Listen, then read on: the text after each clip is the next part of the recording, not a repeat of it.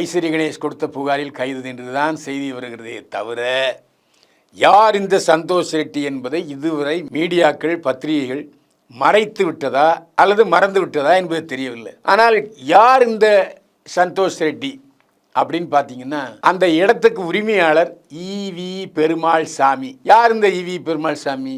சென்னை மாவட்ட அதிமுக செயலாளராக இருந்தவர் ஈவி பெருமாள் சாமி. அந்த சமயத்தில் ஜெயலலிதா முதல்வராக இருந்தார்.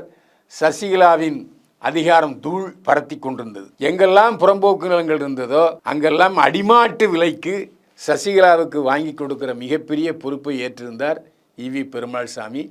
அதற்காக அவருக்கு கொடுக்கப்பட்ட பரிசு தான் சென்னை மாவட்ட அதிமுக செயலாளர். எனவே அவர் சசிகலா மீது புகார் கொடுப்பதற்கு வாய்ப்பு இல்லை. ஆனால் உண்மையை சொல்லி ஆகணுங்களா? பெருமாள் சாமி எப்படி நிலம் வாங்கினாருங்கிறத அவர் மகன் சொல்லுவார்ல. எனவே சசிகலாவை இந்த வழக்கில் சிக்க வைப்பார்களா என்பது போக போக தெரியும்.